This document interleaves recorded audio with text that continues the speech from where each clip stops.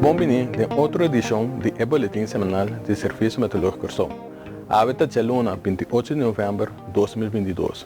Bom semana. Falta apenas 2 dias para a temporada de huracão 2022 chegar oficialmente a seu fim. E tem momento não aqui, para ter 4 sistemas tropicais que a desenvolver e ganhar número. Desses 4 sistemas tropicais, nós portamos uma nota de trajetória de qual 3 tinham a passa e desenvolver de nossa região.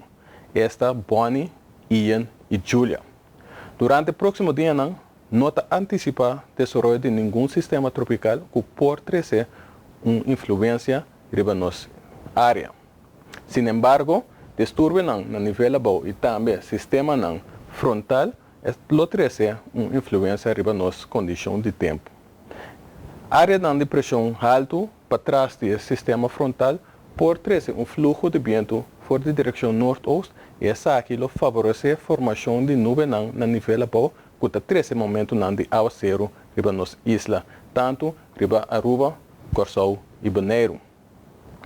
Atualmente, nós está caindo de parte úmido. Essa aqui nós portamos uma nota de dia sobre nossa imagem de satélite que basta nuvem que cruza sobre nossa área de Aruba, Bonaire e Corsou. Essa aqui está só para o momento de aguaceiro sobre nossa isla. Durante o próximo dia, maneira já me indica fluxo de vento, principalmente for de norte-oeste, está só para ar relativamente fresco que está trazendo formação de nuvem durante o próximo dia.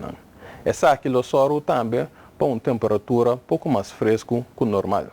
Temperatura máxima varia entre 29 até 30 graus Celsius e mínimo varia de 24 até 25 graus Celsius. Condição de lamang está tranquila e moderada com a altura de ola entre meio metro até 1 metro e 1 metro até 1 metro e meio.